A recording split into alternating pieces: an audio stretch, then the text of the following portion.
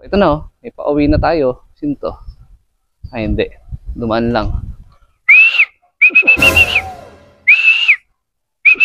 Sino to? Ah, si Hanso.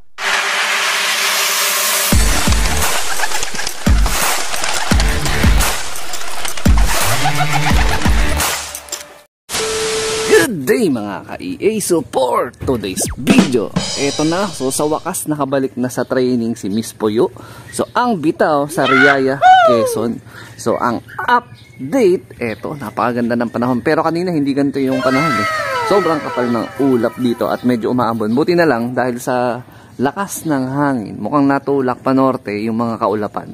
So, video release naman sa ating training ngayon sa Sariaya, which is dito sa SJDM RPA, alas 7 in punto, nagbitaw sila. Medyo na-delay ng konti, dapat mga 6:50 or 6:55 ata ang bitaw. Kaya lang medyo may ulap pa doon. Inantay pa talaga nila na sumikat si Haring Araw para secure na secure ang ating mga warriors galing Sariaya Quezon training. So, tama po ba yun? So, eto nga mga kalapatids, habang nag-aantay pa tayo, eto yung mga breeders natin na nakasalang dito sa ating breeding section. Ayan, nagbigay ako sa kanila ng electrolytes.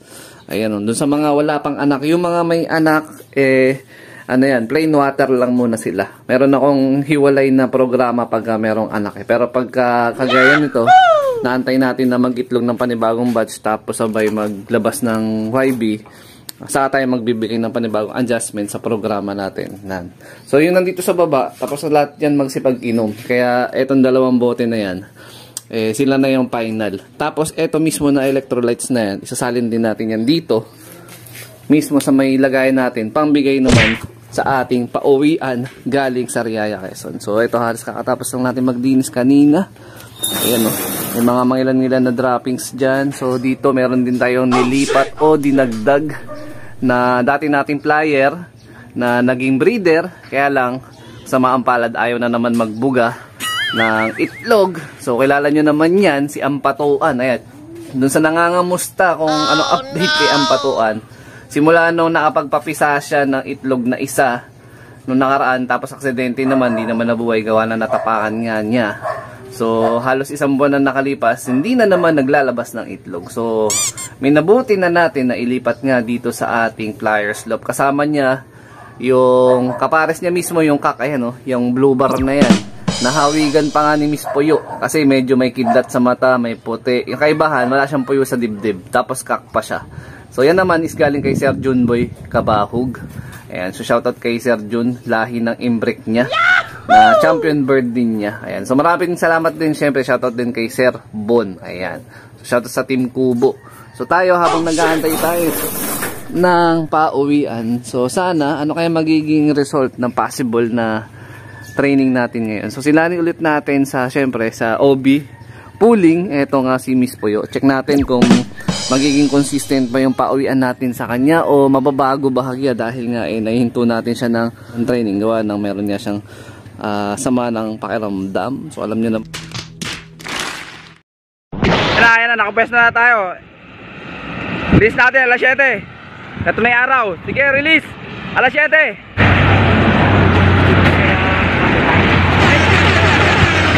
Marami.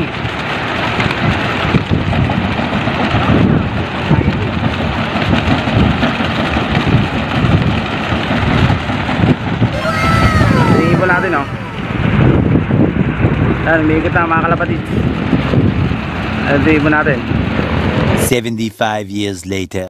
Update tayo mga ka-EA. Time check natin 8:08 na ng umaga. So 10 minutes na lang, meron na tayong pauwian, mag-aabang na tayo.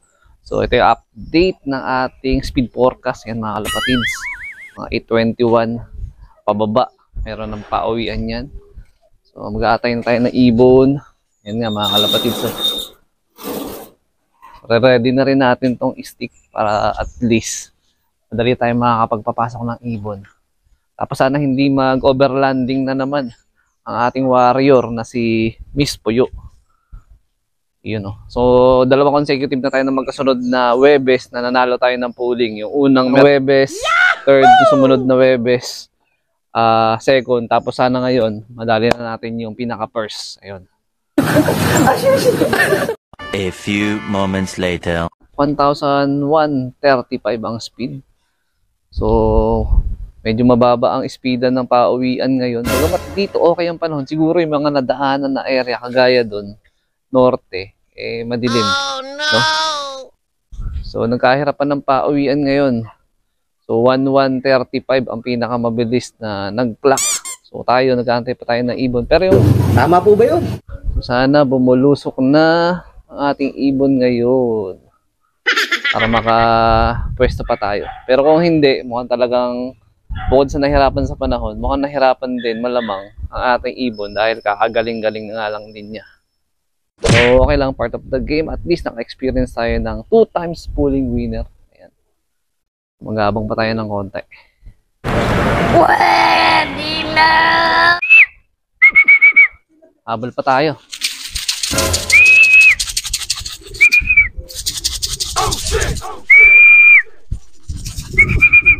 Pasok na, pasok.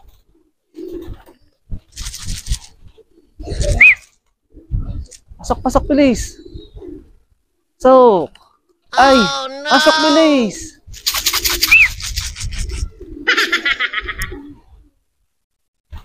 Yan na.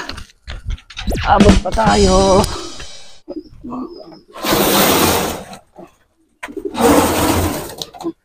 Tayo na. 1,005. May update tayo ng speed rankings natin kung pang ilan tayo. Bagya, bumagal talaga siya. Nag-off ang ating ibon, mga ka-EA. Medyo nahirapan pa ako sa pag-trap sa kanya. Ayaw niya agad pumasok. Ka-EA, bagya, nahirapan ang ating ibon. 1,005. Rankings natin, pasok tayo sa rank 21. Ayan. Pero okay lang.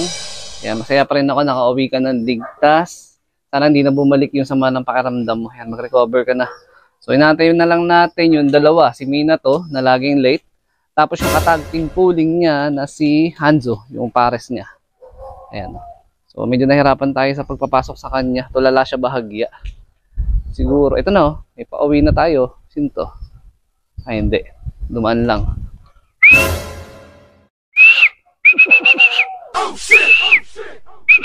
Sino to? Si Hanzo. Pasok na. Baka humabal pa tayo sa tag team. Pasok. Baba na. Tagal mong bumaba. Awit sa'yo. Tag team ka pa naman. Kaya lang mukhang hindi naman tayo aabot. Pasok. Yan.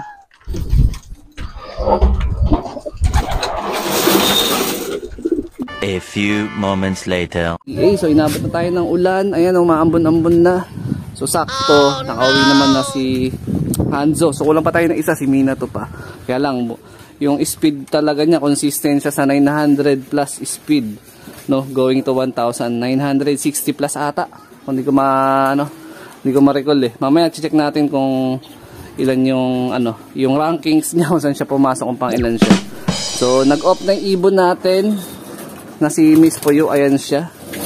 Kulang pa tayo ng isa. Antayin natin bagya mamaya si Ayan siya. Medyo may konting-konting tama pa kasi sa mata yung pamamaga. Pero konting-konti na lang.